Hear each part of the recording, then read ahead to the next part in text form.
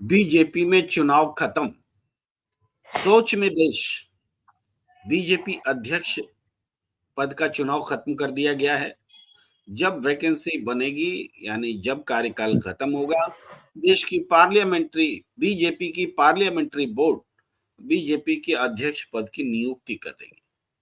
क्या बीजेपी अपने मॉडल को देश में भी लागू करने जा रही है? क्या देश में भी प्रधानमंत्री पद के लिए चुनाव खत्म कर देंगे? इस बारे में देश सोचने लगा है। 3 फसलों पर एमएसपी का लॉलीपॉप दिया गया है।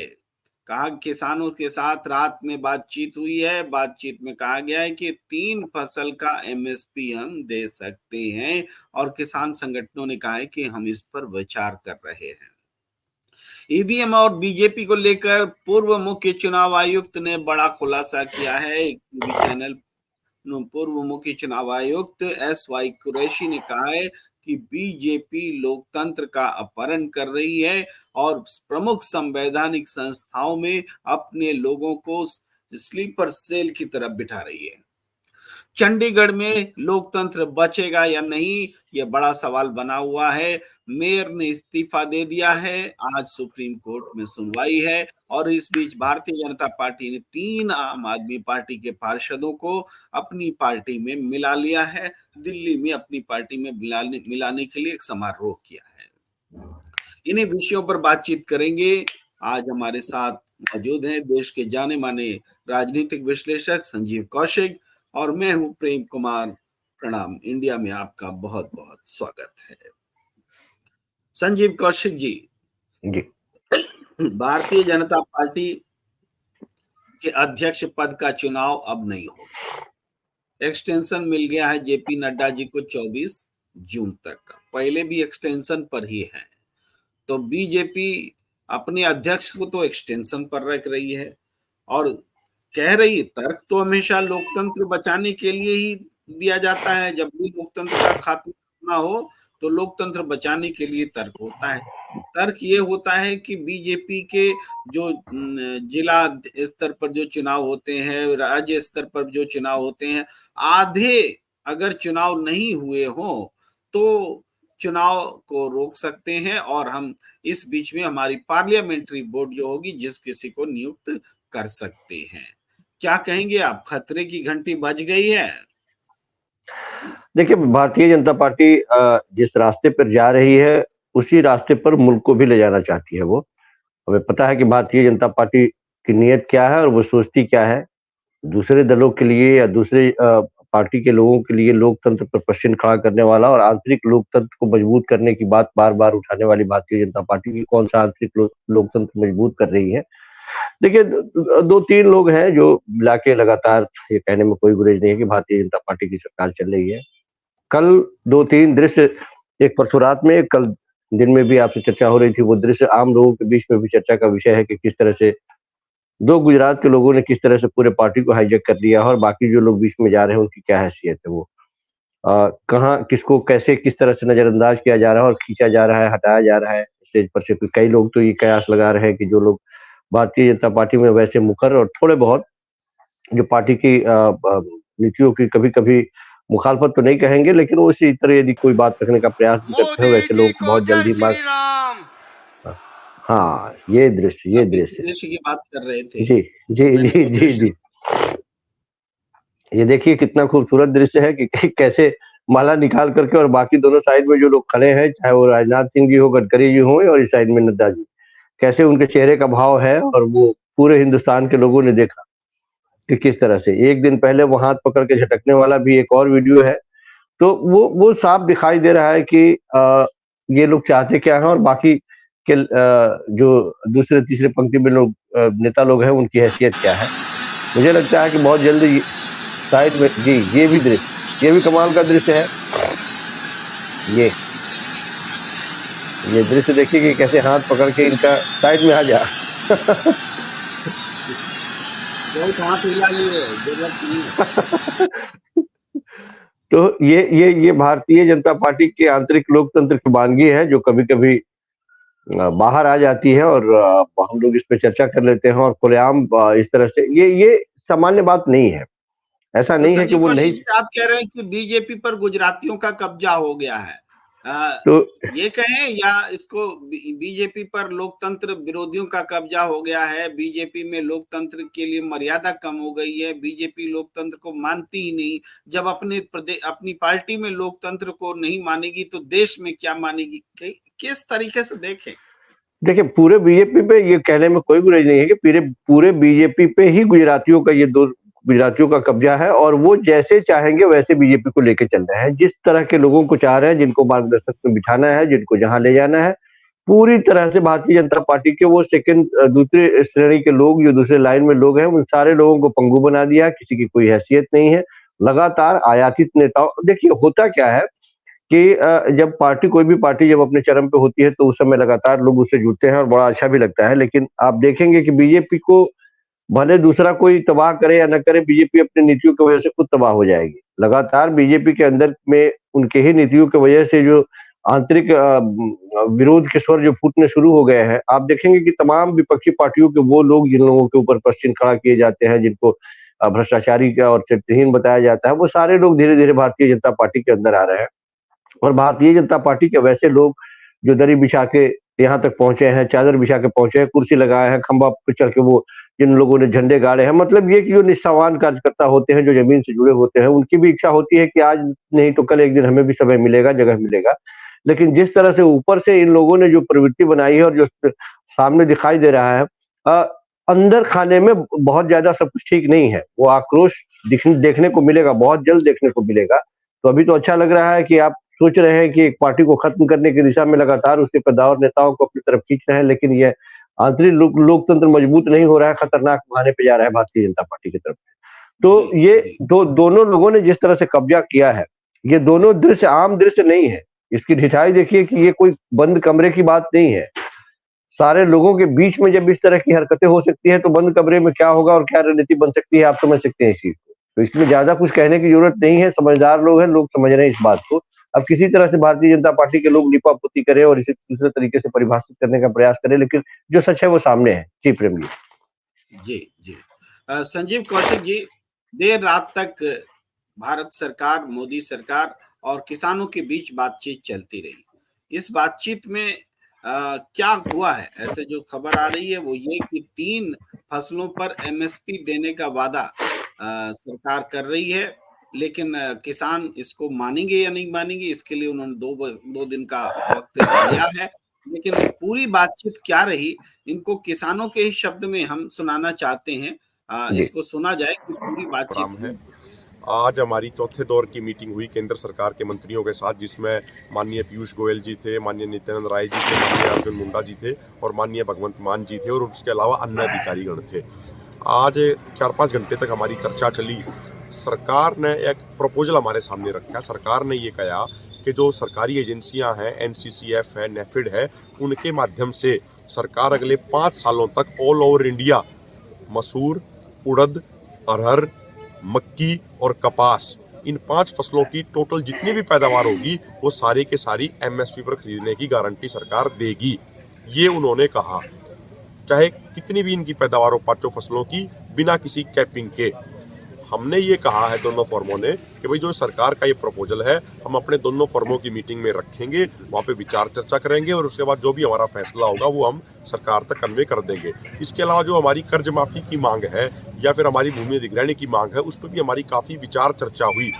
सरकार ने कहा कि उन पे हमें अपना माइंड बनाने के लिए थोड़ा और समय चाहिए, अन्य मंत्रालयों से भी विचार चर्चा करनी है, तो हमने उनको आगे 2 दिन का समय और दिया है।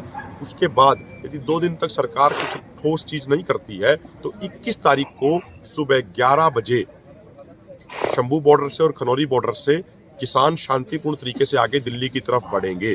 और दोनों फर्मों ने आज ये भी तय किया है कि ये आंदोलन संयुक्त किसान मोर्चा अराजनीतिक और किसान मजदूर मोर्चा के नेतृत्व में चलाया जा रहा है।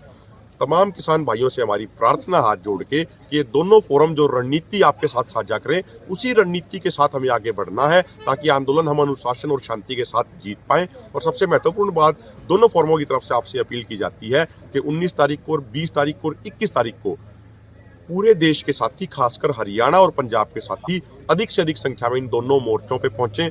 खनौरी बॉर्डर पे वो साथी पहुंचे हरियाणा के, जिनके जिले आसपास के लगते हैं, जिनके आसपास के जिले शंभू बॉर्डर पे लगते हैं वो शंभू बॉर्डर वाले मोर्चे पे पहुंचे। मोर्चे का मतलब है जहां हमारी स्टेज लगी हुई है, जहां किसान इकट्ठा है, उस साइड में पहुंचे। आप सबका बहुत बहुत धन्यवाद। तो इस तरीके से 3 नहीं बल्कि 5 फसल की बात कर रहे हैं। 5 फसलों पर एमएसपी देने का जो प्रस्ताव भारत सरकार ने रखा है, उसमें दलहन की भी फसल है, कपास भी है, शामिल है। तो इस तरीके से ये एक तरह से आंदोलन की जीत है। अगर ठीक है 22 फसल हैं, लेकिन 5 फसल पर भी एमएसपी देने के लिए राजी होती है सरकार, तो प्रश्न उठेंगे कि जब 5 पर दे रहे हैं तो बाकी पर क्यों नहीं। यानी आंदोलन हमेशा कुछ न कुछ अचीव करने के लिए होता है, तो कुछ भी अगर अचीव होता है तो ये आंदोलन की जीत होगी। लेकिन किसान क्या सोचते हैं कि इस बार सरकार को हमने पर्याप्त वक्त दिया है, इस बार क्या किया जाए, चुनाव समय भी कम है, तो क्या नई सरकार से बातचीत करेंगे या इसी सरकार से जिसके साथ बातचीत चलती रही है, और 5 फसल के बजाय 22 फसलों पर एमएसपी मांगेंगे। क्या कहेंगे संजीव कौशिक जी? प्रेम कुमार जी, किसान के इस बात से 2 बातें सब साफ दिखाई देती है। एक तरफ वो भरोसा भी रखते हैं कि शायद कुछ पॉजिटिव दिशा में बातचीत चल रही है और इंतजार करना चाहिए, और साथ-साथ अपने लोगों को ये आह्वान भी कर रहे हैं कि वो 19, 20 और 21 को अपने-अपने मोर्चे को संभाल लें मजबूती के साथ। मतलब ये कि नेगेटिव और पॉजिटिव दोनों तरह की बातें दिमाग में चल रही है। सरकार कुछ भी कर सकती है, किसानों को ये पता है कि इलेक्शन सर पे है और सरकार चाहेगी कि किसी तरह का कोई लॉलीपॉप थमाए आधे-अधूरे, और किसी तरह से फिलहाल ये आंदोलन टले, और उसकी कोशिश यही है। अब वो 3 हो, 5 हो या कितने फसलों की बात वो करती है, तो इस पर भी किसानों के मन में जो है वो शंका संदेह है, जिसकी वजह से वो लगातार अपने प्रेशर में कभी तरह की बात नहीं कर रही है। वो कह रही किसान के नेता कह रहे हैं कि वो मोर्चे पे पहुंचे ताकि प्रेशर एक बना रहे सरकार के ऊपर, और सरकार ये प्रेशर महसूस करने लगी है। एक अच्छी बात ये है कि सरकार को लगने लगा है कि यदि किसानों के आंदोलन को यदि हमने सीरियसली नहीं लिया और इसे लंबा खींचने का प्रयास किया पिछली बार के जैसे कि स्वतः टूट जाएंगे, चले जाएंगे लंबे समय तक, तो इस बार इसका व्यापक प्रभाव पड़ने वाला है। सरकार बहुत बेहतर तरीके से जानती है, तो उसकी कोशिश यही होगी कि किसी तरह से फिलहाल इसको ठंडे बस्ते में डाले। कुछ यदि आगे पीछे करने की बात हो, कुछ नीतियों में बदलाव करने की बात हो, तो संतुष्ट करके किसानों को पहले वापस भेजा जाए। मुझे ऐसा लगता है कि सरकार इसी नीति पे चल रही है। अब वो 5 फसलों की बात कर रही है। किसान नेताओं ने भी ये कहा है कि हमें जो प्रस्ताव दिया गया है उस पे हम भी एक्सपर्ट से अपनी राय विचार लेंगे कि क्या कहते हैं इस मामले में। तो वो अपने भी एक्सपर्ट से बातचीत कर रहे हैं कि क्या सचमुच में इन्हें उलझाने का प्रयास किया जा रहा है। जरूरी नहीं है कि सारे एक्सपर्ट ही हैं। तो वो भी 2 दिनों में राय विचार करेंगे, रायशुमारी करेंगे अपने लोगों के बीच में, और सरकार भी इस पे विचार कर रही है। लेकिन मुझे लगता है कि थोड़ा-सा पॉजिटिव दिशा में जाता हुआ रास्ता दिखाई इसलिए मैं कह सकता हूँ, क्योंकि सरकार ये बात समझ गई है कि यदि किसान इस बार नहीं संभले, तो बहुत ज़्यादा हानि करके वो जाने वाले हैं। मुझे ऐसा लगता है इसलिए किसानों को सीरियस लेना उन्होंने शुरू किया। आपने देखा कि अभी बहुत ज़्यादा दिन नहीं हुए, 10 दिन में नहीं हुए, और जिस तरह से लगातार वार्ता का दौर चल रहा है, तो ये भी बात समझ में आती है कि पिछली बार के जैसे सरकार इन्हें वैसे ही, अब भले वो तर्क-कुतर्क या फिर हमला करने से बाज भी नहीं आ रही है, लेकिन इतना हल्का में नहीं ले रही है सरकार इस बार किसानों को। जी। जी, संजीव कौशिक जी, हमने किसान के प्रतिनिधि से सुना पूरी ब्रीफिंग। उसमें वो ये भी कह रहे हैं कि जो 2 मोर्चे बने हैं, जहाँ 2 स्टेज हैं, उन जगहों पर जिनको हरियाणा से नज़दीक हो वो वहाँ पहुँचे, जिनको पंजाब से नज़दीक हो वो वहाँ पहुँचे, और ये 3 दिन जो समय लिया है किसानों ने, इस दौरान जमघट भी लगेगा और विरोध आंदोलन जो चल रहा है वो भी तेज होगा। तो आपको क्या लगता है, इससे आम लोगों को जो ट्रैफिक को लेकर हो रही परेशानी का सवाल उठता है, वो कितना गंभीर है? नहीं, निश्चित तौर पे गंभीर तो है ही, और इसके लिए कौन सोचेगा? इसके लिए सरकार को सोचना है। इसके लिए किसान जो आंदोलनकारी होते हैं, निश्चित तौर पे जब भी कभी भी आंदोलन होते हैं तो लोगों को परेशानी होती है। कई लोग तो उस आंदोलनकारी के साथ खड़े मिलते हैं कि हम भी खड़े हैं आपके साथ, आप यदि आपकी जब मांगे जायज है तो सरकार आपकी बात नहीं सुन रही है तो।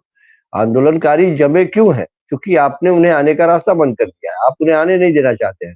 नदी के बहाव को यदि रोकना चाहेंगे, यदि बांध के रुकना चाहेंगे, तो निश्चित तौर पे बांध पे प्रेशर पड़ेगा ही और व्यवस्थाएं खराब होंगी ही होगी। जब वो टूटेगा तो और खतरनाक होगा। तो जो जबरदस्ती जबरन रोकने का जबरिया जो प्रयास किया गया और जिस तरह से उनके साथ बदसलूकी लगातार की जा रही है। मुझे लगता है कि अब 2 दिनों तक इस पे ठहराव होना चाहिए।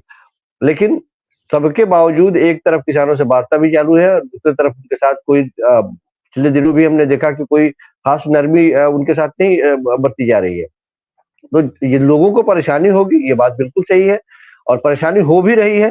किसान इस बात का ख्याल भी रख रहे हैं। हम कई कई दृश्य ऐसे भी देखने को मिले हैं जहाँ पे लोग भी परेशान हैं, लेकिन सबसे ज्यादा इसमें भागीदारी सरकार की होनी चाहिए। सरकार यदि पहल करे तो निश्चित तौर पे रास्ते निकल सकते हैं। जितना जल्दी रास्ता निकले, लोगों की परेशानी भी खत्म हो, सबके जल में सरकार ही है।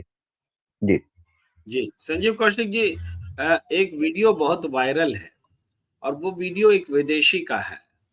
वो विदेशी ट्रैफिक में फंस जाता है हैदराबाद से चंडीगढ़, मेरे ख्याल से जहाँ आंदोलन चल रहे हैं वहां वो पहुंच रहे हैं, पहुंचना चाह रहे हैं, तो बीच में उनको ट्रैफिक के कारण परेशानी होती है।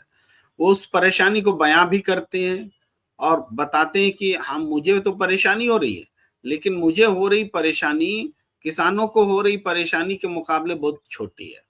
मैं ये परेशानी झेल लूंगा, मैं किसानों के साथ हूँ। किसानों के साथ एकता दिखाना बहुत जरूरी है।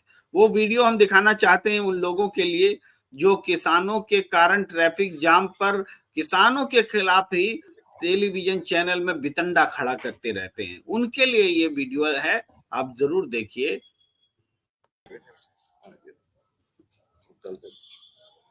This morning we came to take a bus out of Bathinda, but this is a small problem for us.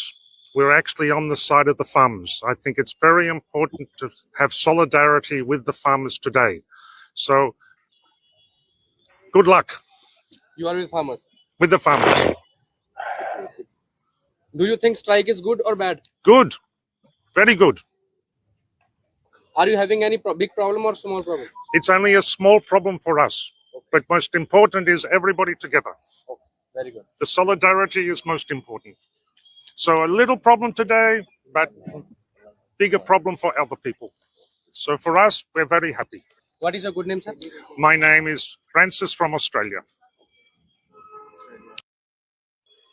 तो संजीव कौशिक जी, ये गोदी मीडिया का माइक है, गोदी मीडिया के पत्रकार हैं। उन्होंने सोचा कि हैदराबाद से भटिंडा आया है विदेशी, इससे पूछते हैं कुछ भी तो खिलाफ में बोलेगा तो पूरे देश में चलाएंगे कि देखो विदेशी यात्री भी परेशान हैं। तो लेकिन विदेशी यात्री ने कहा हम परेशान तो हैं, लेकिन I am with the farmers with full solidarity. और उन्होंने सॉलिडेरिटी पर इंपॉर्टेंस दिया, कहा कि हम परेशान हैं लेकिन किसान ज्यादा परेशान है। और गोदी मीडिया 2-4 सवाल करके रह गया, उसको उसके मन लायक जवाब मिला नहीं।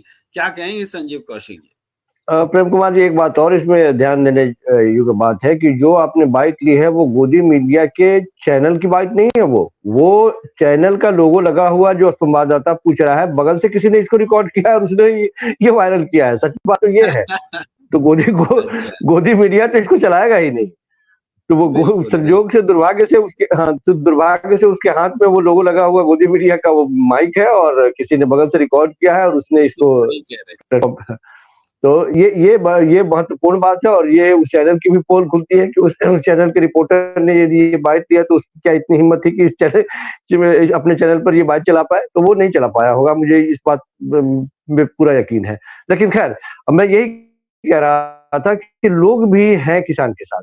लोग यदि जन समर्थन नहीं होता तो किसान इतना बड़ा आंदोलन नहीं करते। पिछली बार भी हमने देखा कि लोग जन समर्थन जिनका जो किसान नहीं थे वो लोग भी पहुंच रहे थे सर। पिछली बार के इलेक्शन में ये आंदोलन में हमने देखा कि जो किसान नहीं थे वो भी तमाम उन बॉर्डर पे पहुंच के नैतिक रूप से उन्हें समर्थन दे रहे थे। राजनीतिक दल तो अपनी जगह पे थे, अलग अलग संगठन के लोग थे, लोग राशन पानी पहुंचाने वाले लोग थे, उनकी परेशानियों में किस तरह से उनकी परेशानी कम की जाए, लोग अपने तरीके से उनको मदद करने वाले लोग थे। तो वो तमाम लोग जो किसानों के हित में है वो उस समय भी मजबूती के साथ खड़े थे और आज भी मजबूती के साथ खड़े हैं।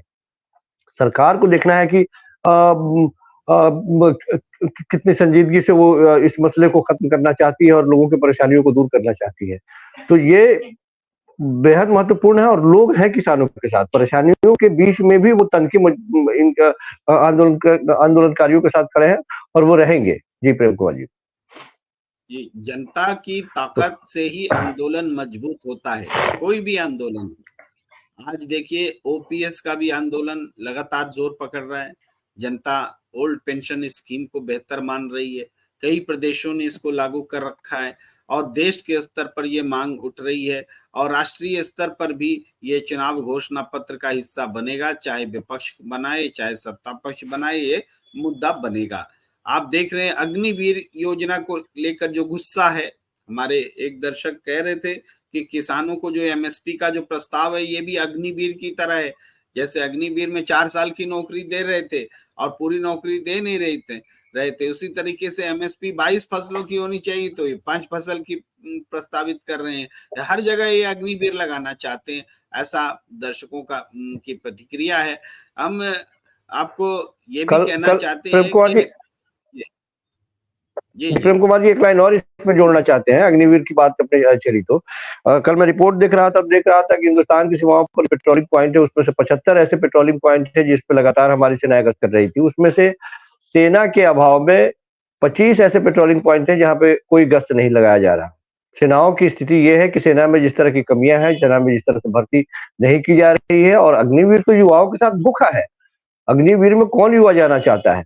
वो मजबूरी में यदि जाना भी चाहता है तो उसके लिए भी भविष्य की चिंताएं उसके सामने है और वो भविष्य में क्या बन के आएगा। तो संजय जी एक और महत्वपूर्ण बात है कि अग्निवीर योजना को हम केवल रोजगार के नजरिए से भी ना देखें, सिर्फ युवाओं के साथ धोखा नहीं है, ये सेना को कमजोर करने की योजना है। हाँ, सेना बिल्कुल सुरक्षित नहीं रहेगी। सेना जब कमजोर होगी तो देश कमजोर होगा, सीमा कमजोर होगी, सीमा असुरक्षित होगी। ये देश के साथ में विश्वासघात है अग्निवीर योजना, और इसको इवन सेना से भी बातचीत करके नहीं लाई गई, ऐसा कई वरिष्ठ सैन्य अधिकारी कहते हैं। हम उसमें नाक अपनी नहीं घुसेड़ना चाहते कि किसने कहा किसने नहीं कहा, लेकिन इतना जरूर है कि ये फौरी तौर पर एक नागरिक के रूप में हमें लगता है कि इससे हमारी सेना कमजोर हो रही है। अब हमारे बहुत दर्शक ऐसा कह रहे हैं कि सारी समस्या का समाधान ईवीएम हटाना और बैलेट पेपर लाना है, अन्यथा इन सब चीजों से कुछ नहीं होगा। सरकार लोकतांत्रिक तरीके से तभी बनेगी जब बैलेट पेपर से चुनाव होगा। और इस बारे में पूर्व मुख्य चुनाव आयुक्त SY कुरैशी ने न्यूज 24 को मानक गुप्ता के साथ बातचीत करते हुए जो बातें कही हैं वो आपके सुनने लायक है। मैं न्यूज 24 की उस बातचीत का क्लिप एज इट इज इस खतरे के साथ रखता हूं कि वो मोनेटाइजेशन का प्रॉब्लम आ जाता है यूट्यूब पे। अगर आप किसी दूसरे चैनल की बाइट वो बहुत दिखाते हैं, लेकिन ये हम दिखा रहे हैं। जो कंपनियां बनाती हैं उसमें बीजेपी के डायरेक्टर हैं। ये मेरे हिसाब से ये ज्यादा खतरनाक है। ये ज्यादा खतरनाक है क्योंकि देखिए मैं ईवीएम को जो डिफेंड करता रहा हूं ना, उसमें एक तो टेक्नोलॉजी की जो सेफ्टी फीचर्स हैं, दूसरे एडमिनिस्ट्रेटिव सिक्योरिटी के फैक्ट्री से कॉन्स्टिट्यूंसी तक किस तरह डिस्ट्रीब्यूशन होता है, कैसे रैंडमाइजेशन है, तो फिलहाल उसमें नहीं जाएंगे हम। मैं भी ये कहता रहा हूँ और हमने किताब में अपनी किताबों में लिखा है कि उसमें कंपनी के 4 टॉप इंजीनियर्स सॉफ्टवेयर बनाते हैं, ठीक है ना। अब जो किसी भी पार्टी के 4 डायरेक्टर्स वहाँ बैठे हों और वो इन चारों को बुली करें और ऊपर से ये भी आ जाए कि अगर तुम गड़बड़ करोगे तो CBI आ जाएगी और ED हो जाएगी, तो मुझे ये फ्रैंकली ये एलिगेशन सबसे ज़्यादा सीरियस लगता है और इसके ऊपर डिबेट होनी चाहिए और इसका रिफॉर्म होना चाहिए। इसके ऊपर चाहे सुप्रीम कोर्ट बोले, पॉलिटिकल पार्टी, ये एक सीरियस इशू है क्योंकि जिन लोगों के न्यूट्रलिटी पे हम डिपेंड कर रहे थे उनकी न्यूट्रलिटी को न्यूट्रलाइज करने वाले ये 4 डायरेक्टर, मतलब उन कंपनीज को जो ईवीएम बनाती हैं, हाँ, उनको एकदम सैक्रोसैंक्ट रखना चाहिए। उसकी सैक्रोसैंक्ट होने की हम गारंटी देते थे, अब किस मुंह से गारंटी देंगे? तो कंपनियां चुनी कैसे गई थी शुरू में कुरैशी साहब? नहीं, वो तो इसलिए कि BEL, मैं वैसे पूछ रहा हूँ कैसे नहीं, वो इसलिए चुनी गई थी। भारत इलेक्ट्रॉनिक्स लिमिटेड हमारी प्रीमियर कंपनी है जो डिफेंस का इक्विपमेंट बनाती है, तो टोटल सिक्योर, जो 100% सिक्योरिटी का माहौल। इसी तरह ECIL है, वो एटॉमिक एनर्जी मिनिस्ट्री के अंडर में।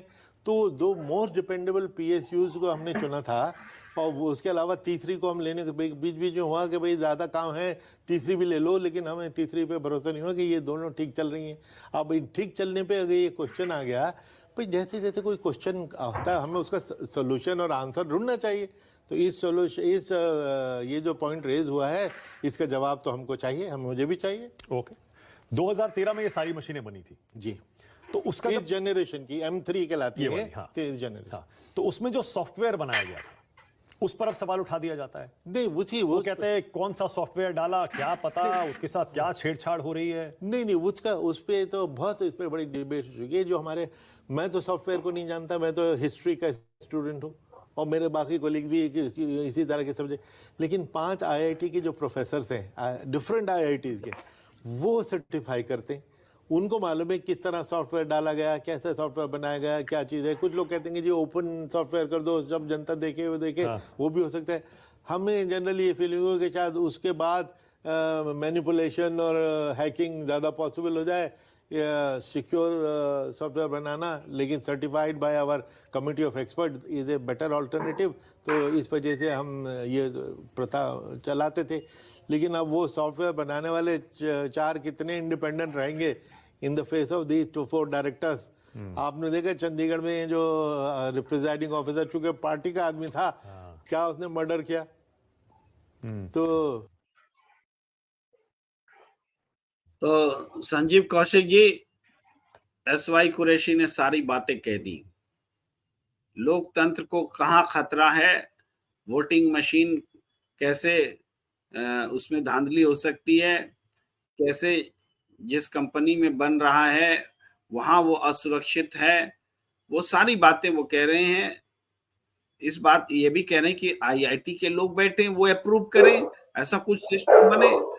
ये भी कह रहे हैं कि अगर ये सिस्टम ठीक नहीं होगा तो चंडीगढ़ वाला हाल होगा, पार्टी का आदमी पीठासीन पदाधिकारी होगा, जो मन में आएगा वो करेगा, वो सारी चीजें भी होंगी। बहुत सारी बातें वो कह गए SY कुरैशी जी। और ये हमारे जो वर्तमान लोकतांत्रिक व्यवस्था है उसमें EVM पर बहुत बड़ा सवाल उठा रहे हैं। अब क्या कहेगा चुनाव आयोग? देखिए प्रेम कुमार जी, उन्होंने बहुत कम शब्दों में बहुत सारी बातें कह दी। ना ही केवल EVM पर उन्होंने प्रश्न खड़ा किया, उनके निर्माता पे भी प्रश्न खड़ा किया, वहां के सिस्टम पे भी प्रश्न खड़ा किया, और ये भी चलते चलते उन्होंने कह दिया कि आपने चंडीगढ़ में देखा कि क्या हुआ।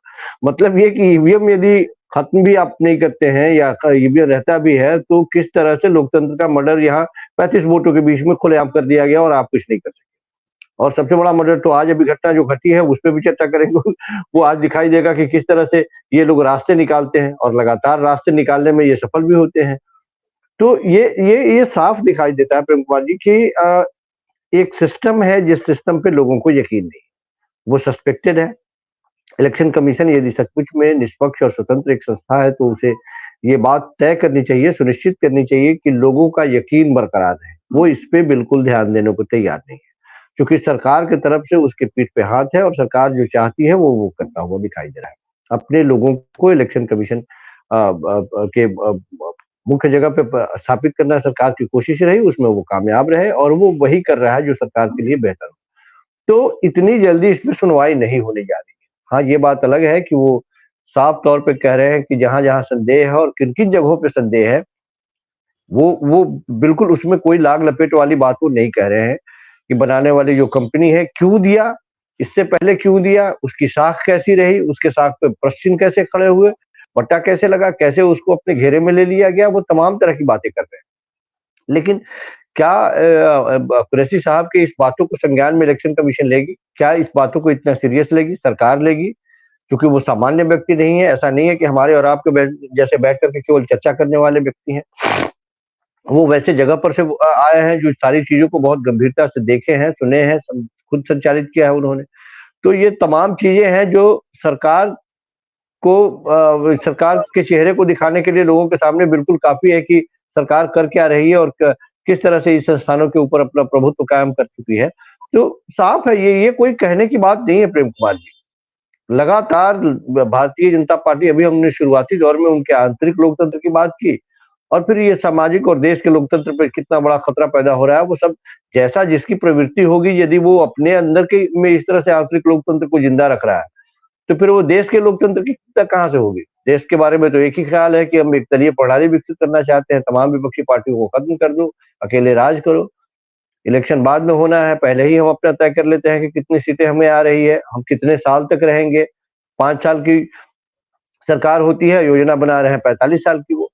तो उन्हें पता है कि वो सब कुछ सोच समझ के धीरे-धीरे अपना कदम उठा रहे हैं और यदि विपक्षी पार्टियां या लोग नहीं चाहते, विपक्षी पार्टियों के साथ साथ लोग को भी, क्योंकि लोग प्रहरी हैं, लोग को पता है, लोग जागरूक है, लोगों को पता है कि उनके साथ क्या हो रहा है।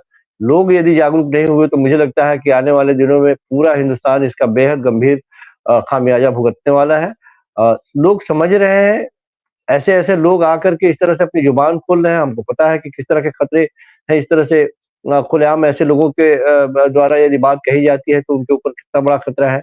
हमने देखा भी है, इससे पहले भी देखा है, संवैधानिक पदों पर बैठे हुए या फिर अ, एक बहुचर्चित जज के बारे में भी आपने देखा कि जुबान खोलने का क्या अहमियत था या फिर किस तरह से उन्हें भुगतना पड़ा। तो वो तमाम चीज़ें हैं सामने, लेकिन फिर भी इन खतरों के बीच में भी जो सच बोलना चाहते हैं, जो लोगों को जगाना चाहते हैं, जो लोकतंत्र के प्रहरी हैं, वो इस तरह की बातें करेंगे और लोगों तक अपनी बात पहुँचाएँगे ही। देखना है कि लोग कैसे इस बात को लेते हैं। जी। जी, जी। जी, प्रेम कुमार जी। देखिए संजीव कौशिक जी, हमारी दर्शक ईशा सिंह डिमांड कर रही हैं कि राहुल गांधी की यात्रा पर भी बात होनी चाहिए, चर्चा होनी जी। चाहिए। अब हमारी भी विवशता है, दर्शकों की डिमांड होती है तो हम लगातार कोशिश करते हैं कि उस पर बात हो। देखिए, कल एक विजुअल बहुत चर्चा में रहा था, जिसमें कि बल्कि 2-3 दिनों से हम देख रहे हैं, और राहुल गांधी ने एक शैली डेवलप की है कि छात्र बेरोजगार के बीच में जा करके उनसे ही उनकी जुबान में बात करना, उनको माइक थमा देना और उनसे उनकी भावना देश के सामने रखना। ये एक नई शैली उन्होंने डेवलप की है। और जब राहुल गांधी पहुंचे उत्तर प्रदेश, तो उत्तर प्रदेश के छात्र तो इन दिनों बहुत ही जख्म खाए हुए छात्र हैं। चुनाव वोट दे, मेरे मुंह में चुनाव और वोट ही आता है। देखिए, जब वो परीक्षा देने आते हैं तो उनके पर्चे लीक हो जाते हैं। पर्चे, क्वेश्चन पेपर मिल रहा है, वो लहरा रहे हैं कि क्वेश्चन पेपर बीच में खाली है, सादा है, कैसा प्रिंट हुआ बताइए। क्वेश्चन पेपर भी पूरा नहीं है। अब इलाहाबाद में और बनारस में, इन सब जगह हमने देखा राहुल गांधी को। एक विजुअल आपको दिखाते हैं, बहुत चर्चा में, उसके बाद हम बात करते हैं राहुल गांधी कैसे बात कर रहे हैं, क्या बात कर रहे हैं, कौन से मुद्दे उठ रहे हैं। सर, एक भी वाइस चांसलर कभी दलितों ओबीसीओ का नहीं सुनते हैं, वो हमेशा बड़ी जातियों का सुनते हैं सर। कोई काम नहीं होता सर, पढ़ाई टाइम से नहीं होती, विरोध करने पे डांट के निकाल दिया जाता है ऑफिस से सर। बोला जाता है कि सर, तो मैंने सुनिए, पता है आपका हथियार क्या है? हथियार का नाम जानते हो? जाति जनगणना, ये आपका हथियार है। आपको सबसे पहले पता लगाना है कि आपकी आबादी कितनी, दूसरे नंबर पे आपको पता लगाना है इस देश के धन में आपकी कितनी भागीदारी। आप सुबह उठो और अपने आप से सवाल पूछो, 73% के हाथ में इस देश का कितना धन है, यह सवाल पूछो आप। बोलो। सिर्फ 2% है सबका मिला करके, सभी दलित ओबीसीओ का सिर्फ 2% धनी सभी के पास है। बाकी सारे इन अडानी अंबानी, इन पूंजीपतियों के पास पड़ा हुआ है, जो सब पड़ा हुआ है इनके पास सर। और आपको ये आस्ते आस्ते भूखा मार देंगे, आपको भूखा मार देंगे। तो आपको अपना हक लेना है, इसीलिए सबसे बड़ा कदम, और आप अपने सब दोस्तों को बताओ, जाति जनगणना देश का एक्सरे है, इससे सारा का सारा पता लग जाएगा।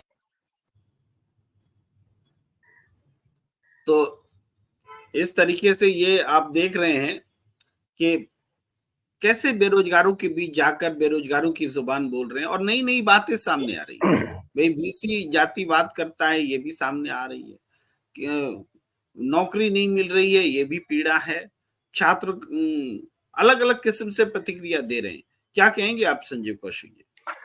देखिए प्रेम कुमार जी, कल प्रधानमंत्री जी अपने राष्ट्रीय अधिवेशन में जब आखिरी समय में बात कर रहे थे तो मुझे कहीं कोई नौजवानों के लिए कोई बहुत बड़ी योजना या उनकी पीड़ा दिखाई नहीं दी।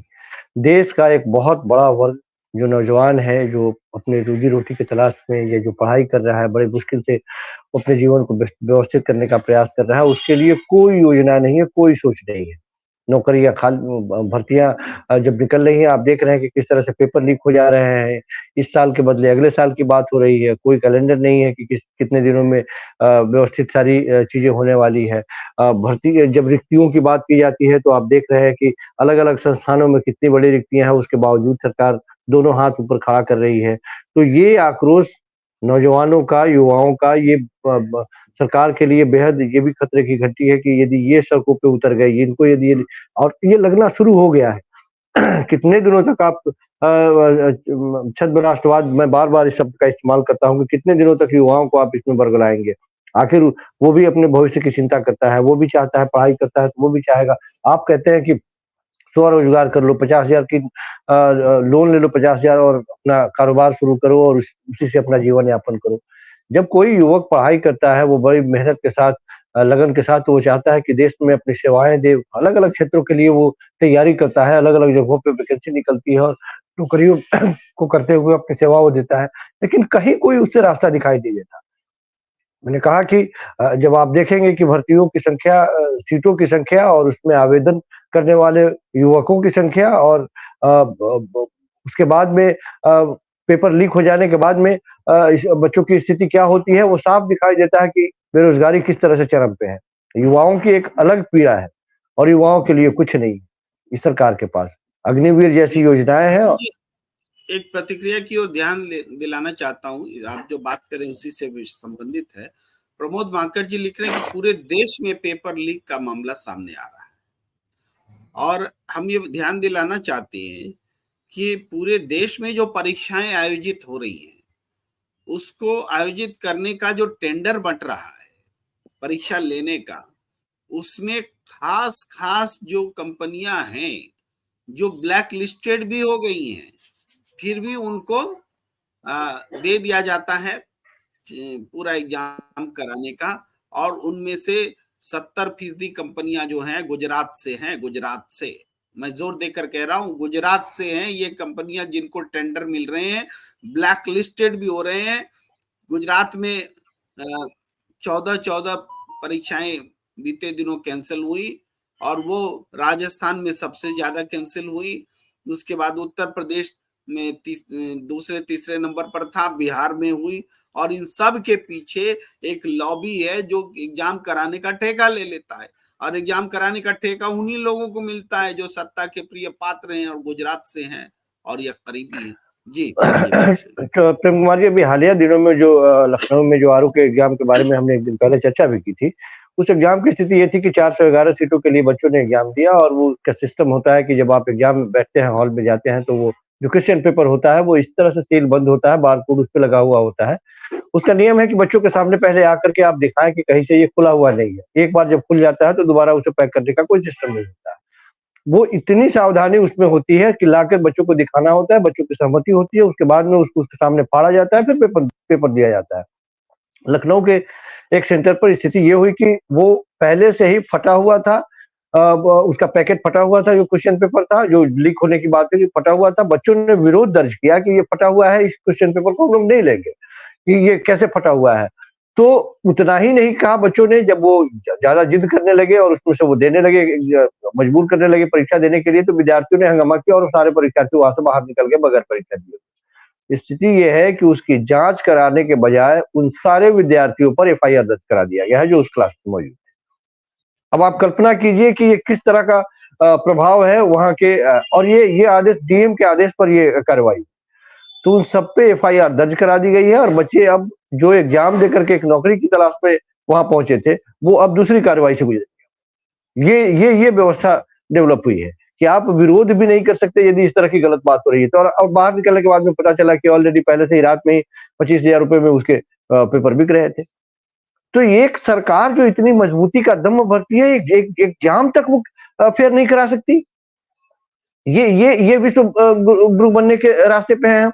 ये मजबूती है युवाओं के प्रति, ये आपका नजरिया है और युवाओं को मजबूत करने की बात आप करते हैं। केवल और केवल सत्ता में बने रहने के लिए ये सरकार, चाहे वो स्टेट में हो या केंद्र में हो, वो तमाम तिकड़म लगातार करने का प्रयास कर रही है जिससे वो सत्ता में बनी रहे और सत्ता में बने रहे और अपने आप को कैसे मजबूत करें, वो सारी चीजों को, वो जो विद्यार्थी कह रहा था कि किसके पास वो संपत्ति है उसको किसी ने सिखाया और समझाया नहीं था। ये बात लोगों को ये बात समझ में आती है कि सरकार किसके लिए काम कर रही है। गरीब और गरीब होता गया, अमीर और अमीर होता गया, और अमीर होने वाले में भी ऐसा नहीं है कि बहुत सारे लोगों के नाम उसमें शुमार है। गिने चुने जिसे आप उंगलियों पर देख सकते हैं कि उसकी स्थिति पिछले 10 सालों में कहां से कहां पहुंची है और वो सरकार के कितने करीब है। देश के प्रधानमंत्री उसके साथ हवाई जहाज में बैठ करके ठेका दिलाने जा रहे हैं, तो वो साफ दिखाई दे रहा है। और ये इसीलिए मैं कह रहा हूं कि बेहद खतरनाक है, और इस सब का जवाब यही है कि जो लोग इस तरह की नीतियों से, इस तरह की सरकार की नीतियों से त्रस्त हैं, वो लोग खुल के यदि इसका विरोध नहीं करेंगे, उन लोगों को अपने भविष्य की चिंता नहीं होगी, तब तक सरकार इसी तरह से बैठी रहेगी कुंडली मार करके, और आपको इसी तरह से 3 तलाक हलाला और हिंदू मुसलमान भारत पाकिस्तान पर आपको उलझाए रखेगी, और सत्ता में बैठ करके वो अपने आप को मजबूत करती रहेगी, और वो जो पताका फहराने की बात है वो पताका फहराती रहेगी। जी, आपकी आवाज नहीं आ रही प्रेम कुमार जी, म्यूट है आप। संजीव जी, रविकांत पटेल जी लिख रहे हैं कि सर पेपर लीक हुआ तो जो लोग बता रहे हैं उनको जेल में डाल दिया है यूपी में। यही उसी की बात मैं कर रहा हूँ। रविकांत पटेल जी लिख रहे हैं कि उनको जेल में डाल दिया है, लेकिन ये सीरीज में घटनाएं घट रही हैं, और जिनको जेल में डाला है वो वास्तव में बड़ी मछली है कि छोटी मछली है, ये जानना बहुत मुश्किल है। क्योंकि हमने पहले कहा कि टेंडर जिनको दिए जाते हैं उन्हीं को फिर दोबारा दे दिए जाते हैं, इसके बावजूद कि वो असुरक्षित तरीके से परीक्षा करा रहे हैं। प्रेम कुमार जी कमेंट्स में वो ये लिख रहे हैं कि जो जिसने लीक करवाया वो नहीं, जो बच्चे लीक के बारे में बता रहे हैं उसको जेल में डालने की बात बता रहे हैं। हाँ, सॉरी, गलती हो गई समझने में। ये जो विरोध कर रहे हैं, जिसके ऊपर हमने FIR दर्ज करने की बात की, अब उसमें से ये बता रहे हैं कि केवल FIR दर्ज करने की बात नहीं है, उसको जेल में डाल दिया लोगों ने, जो लीक उनको जेल में डाल दिया है। जी, तो ये स्थिति बन गई है। मतलब कि विरोध के स्वर को भी खत्म कर दिया जाए, दबा दिया जाए, कोई इस पे विरोध का स्वर भी नहीं उठा पाया। आश्चर्य भी हो रहा था संजीव कौशिक जी अंदर से, लेकिन जब कोई लिखता है तो हम उसको मान करके बोलते हैं। मुझे आश्चर्य भी हो रहा था कि उत्तर प्रदेश की सरकार को इतनी हिम्मत है कि गुजराती परीक्षा कराने वाले लोगों को गिरफ्तार कर ले। ये मुझे लग रहा था कि कैसे गिरफ्तारी हो जाएगी, जरूर कोई छोटी मछली कोई पकड़ा होगा। इसीलिए हमको लगा। जी, ये साफ दिखाई दे रहा है। जी, युवाओं को नौकरी ना देना पड़े इसलिए टेलीग्राम के थ्रू पेपर लीक कराए जाते हैं, फिर हाईकोर्ट उसे पेपर को लगा देता है। ये सब 2-3 साल चलता है, इसलिए युवा नाराज। हाँ, बिल्कुल। प्रेम कुमार जी, युवाओं को जिस तरह के लत में सरकार ने डाल दिया है, पूरे युवाओं के हाथ में आप देखेंगे कि 200-250 पहले मुफ्त में ये जियो का सिम, और उस परिवार से, उस व्यवसायी परिवार से सरकार की मित्रता, जियो का सिम मुफ्त में, मुफ्त के बाद से 50 रुपए, 100 रुपए, 200, 250 रुपए तक में 1.5 GB रोजाना आपको मिल जाता है, और युवा लगातार 7 घंटे 8 घंटे उसी में लगा रहता है। कितने प्रतिशत युवा उस पे काम की बातें करते हैं और उसमें पढ़ाई लिखाई की बातें करते हैं। एक तरह से रोग लगा दिया गया है पूरे हिंदुस्तान में, युवाओं का भविष्य चौपट कर दिया गया है। लगातार वो 1.5 GB के चक्कर में 7 घंटे 8 घंटे 9 घंटे उसी में वो लगे हुए हैं। कितने प्रतिशत युवाओं से आप सर्वे करा के देख लेंगे कि कितने प्रतिशत युवा अपने काम की बातें उसमें ढूंढते हैं। वो केवल टाइम पास करते हैं और अपनी मगजमारी करते हैं, और सरकार के उस तरह के व्हाट्सएप यूनिवर्सिटी से वो ज्ञान प्राप्त करते हैं। पढ़ाई से कोई रुचि नहीं रह गई है उनको, किताबों में वो नहीं देखना चाहते हैं, आधे घंटे वो किताब खोल के नहीं बैठना चाहते हैं। तो युवाओं को बिल्कुल बर्बाद करने का एक पूरा ठेका ले रखी है सरकार ने, और लगातार उसको भटका करके, और उसके मूल मुद्दे से जब वो बाहर निकलता है, जेबें उसकी खाली होती है। जो पढ़ाई करने वाले बच्चे हैं इसी बीच में, वो बाहर निकलते हैं, उनको नौकरियां नहीं मिलती है, वो बौखलाते हैं, और इस तरह से वो एग्जाम देने जाते हैं। बिल्कुल मैं सहमत इस बात से कि एक पूरी रणनीति के तहत इस तरह से सरकार करती है कि पेपर लीक हो जाने के बाद में एक फिक्स समय होना चाहिए कि यदि लीक हो गया तो जल्दी से जल्दी दोबारा एग्जाम कराया जाए। 2023 का एग्जाम 24 में, 24 का 25 में, 25 का 26 में, कई बार 2-2 साल तक मामला चला गया कोर्ट में, तो कोर्ट में 2 साल तक लटक गया, और इस तरह से युवाओं के भविष्य इसी तरह से अधर में पेंडुलम के जैसे लटके मिलते हैं।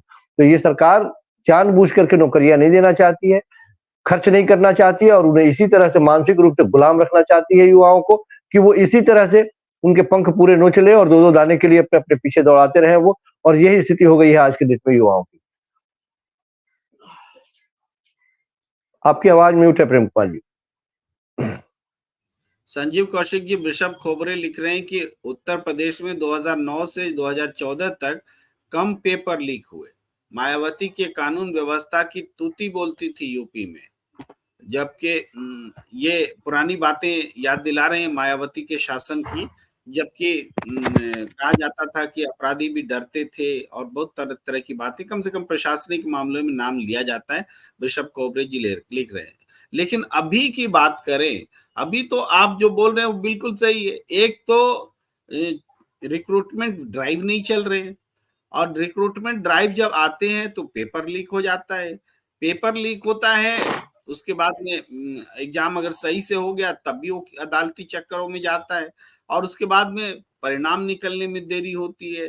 परिणाम निकल जाते हैं तो फिर वो अदालती चक्कर में लेट होता है। नियुक्ति जो है नौजवानों को मिल ही नहीं रही है। ये सबसे बड़ी चिंता का विषय है कि नियुक्ति नहीं मिल रही है, वो कैसे ठीक होगा? ये जानबूझ के प्रेम कुमार जी, जानबूझ के सरकार यदि संजीदगी के साथ इस मुद्दे पर ध्यान दे, सरकार को लगे कि नहीं युवाओं के भविष्य से हम खिलवाड़ कर रहे हैं, सरकार की प्राथमिकताएं क्या है? वो तो डंका बजा रही है कि हम यहाँ भी गए, यहाँ भी मंदिर 500 साल से इंतजार करते, रामलला का प्राण प्रतिष्ठा मैंने करवा दिया और जाके अबू धाबी में भी मंदिर का उद्घाटन हमने करवा दिया। वो तो इसको अपना उपलब्धि मानने और जानने के लिए लोगों को समझाने का प्रयास कर रही है कि 370 हमने हटा दिया, तो इस बार 370 से पार हो जाना है हमको कम से कम इस सम्मान में।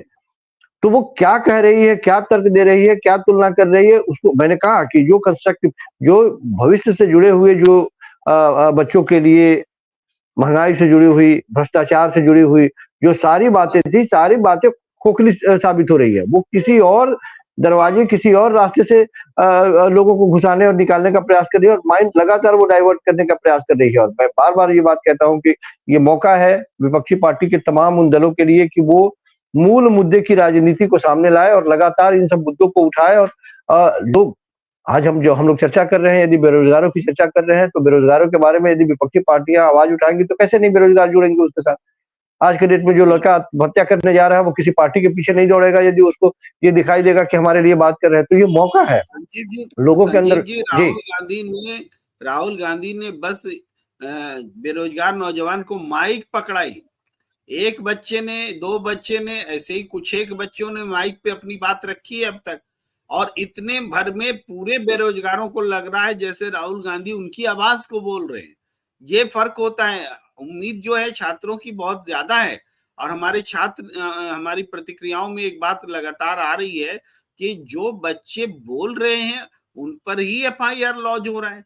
एक तो देखिए, बच्चे जिन्होंने अभी अभी घर से बाहर कदम रखा है, उन बच्चों के साथ में अगर ये सरकारी सलूक ऐसा होगा कि उनके ऊपर एफआईआर होंगे, तो ये बच्चे आगे अपने आप को कैसे तैयार करेंगे? हम अपने बच्चों को क्या इसी तरीके से थोड़े पालते हैं कि वो घर से बाहर जाए तो उसके ऊपर एफआईआर हो जाए? गार्जियन कैसे अपने बच्चों के बारे में सोच रहे होंगे? ये तो बहुत बड़ी चिंता का विषय है। जो जिस तरीके से एफआईआर हो रहे हैं, एक तो फ्यूचर अंधेरे में है, परीक्षाएं नहीं हो रही हैं, रिक्रूटमेंट्स नहीं हो रहे हैं तो धांधली हो रहे हैं, पेपर लीक हो रहे हैं, और उसके बाद में एफआईआर भी उन्हीं पर होगा। ये तो घोर सितम है, घोर जुल्म है। ये लगातार, और ये घटना पहली बार नहीं है प्रेम कुमार जी। विरोध के स्वर को दबाने का जो तरीका है वो भारतीय जनता पार्टी का पूर्व परिचित और चिर परिचित पुराना अंदाज है ये। इसी तरह से चाहे वो पत्रकार हो, चाहे राजनेता हो, चाहे विद्यार्थी हो, चाहे गरीब हो, आम लोग हो, वो विरोध के स्वर को ऐसे ही दबाती है और दमनकारी नीतियों से दबाती है। लेकिन मुझे लगता है कि कब तक आप दबाएंगे? जनता की ताकत से बड़ा कोई ताकत नहीं है। जनता यदि जागरूक हो गई, जनता यदि समझ गई कि आप हमें कहाँ ले जाना चाहते हैं और हमें हमारे हक से वंचित रखना चाहते हैं, तो ये सरकार के लिए बेहद महंगा सौदा है ये। क्योंकि युवाओं ने ही बड़े उम्मीद के साथ बड़े सपने दिखाए थे सरकार ने, और उसके आधार पर ही सरकार को इतना बहुमत मिला था। तो युवाओं की भी भूमिका अच्छी खासी रही है इस सरकार को बनाने में, और वो आज महसूस कर रहा है कि उसे छला गया है, उसके साथ धोखा हुआ है, उसके साथ सही सलूक नहीं किया जा रहा है, परीक्षा समय पे नहीं हो रहे हैं, नौकरियां नहीं मिल रही है। तो युवाओं का आक्रोश निश्चित तौर पर सरकार को झेलना तो पड़ेगा यदि सरकार नहीं संभलती है। देखिए, रविकांत पटेल जानकारी दे रहे हैं कि बिहार में बीजेपी की सरकार आई तो रेलवे वैकेंसी प्रोटेस्ट करने नहीं दिया और 2,500 लोगों को जेल में डाल दिया पटना में। तो ये भी है कि आप प्रोटेस्ट भी करने नहीं देंगे, ऐसी भी घटनाएं घट रही हैं। फिर लिख रहे हैं पंकज वर्मा जी, राम कुमार जी, फिर भी यही युवा राम का झंडा उठाकर चल रहा है। राजनीतिक तो है, जो डेमोन्स्ट्रेशन और ये प्रतिबद्धता, उस पर तो सवाल उठ रहे हैं, उस पे व्यंग्य भी है और उस पे तंज भी है। लेकिन संजीव कौशिक जी, अब हम चर्चा के आखिरी दौर में हैं और एक यहाँ फिर से बात करेंगे। राहुल गांधी आज अमेठी में हैं, उसके विजुअल्स अभी हम नहीं दिखा पा रहे, बाद में दिखाएंगे। लेकिन राहुल गांधी अमेठी में हो और अमेठी की जनता ने उनको हरा दिया था और ये लोग कह रहे थे कि राहुल गांधी अमेठी लौट के नहीं जा रहे हैं, लेकिन वो जा रहे हैं और स्मृति ईरानी भी इस बार उनको मुकाबला करने के लिए मैदान में खड़ी है कि उनको हम जीरो करेंगे, वो जो बोलेंगे हम भी कुछ ऐसा बोलेंगे, इस तरह से। लेकिन हाँ, इन बीते दिनों जो प्रतिक्रियाएं आई अमेठी से, जो हमने सोशल मीडिया में सुना माइक पर, सारे लोग स्मृति ईरानी से बहुत खफा हैं। जी कुमार जी, एक ऐसा दौर आता है राजनीति में कभी कभी कि जब आप किसी एक पार्टी के एक व्यक्ति के तरफ पूरी ताकत झोंक देते हैं, पूरी ताकत लगा देते हैं। भारतीय जनता पार्टी के पूरे अमले को लगा दिया गया था अमेठी में और वो तमाम चीजें फील गुड जो नारा लगाने की बात थी, वो लगातार फील गुड वाले माहौल को पैदा कर दिया गया था वहां पे अमेठी में और लगा था कि नहीं, ये आएंगे तो सब कुछ ठीक ठाक हो जाएगा, सब कुछ बेहतर हो जाएगा और जो हो रहा है वो बेहतर नहीं हो रहा है। तो वो जो भारतीय जनता पार्टी के मीडिया सेल के द्वारा जो एक रचा गया एक आभा मंडल था, उस आभा मंडल की हवा तो निकलनी ही थी। आपको किसी भी क्षेत्र में काम करने के लिए लगातार लगे रहने की जरूरत है, लगातार मेहनत करने की जरूरत है और अमेठी की जनता ने एक बार मौका दिया था उनको, लेकिन यदि वो खरे उतरती तो इस तरह की बात नहीं होती। वो लगातार, सबको पता है कि वो किस तरह से बातूनी है, बातें लंबी-लंबी करती हैं, किस तरह से सरकार में उनका कद बढ़ा, किस तरह से सरकार के लोगों ने उनको जगह देने के लिए मेहनत की, अतिरिक्त क्लास लगाई या अतिरिक्त सुविधाएं प्रदान की अमेठी में। तो वो सारी चीजें दिखाई देती है।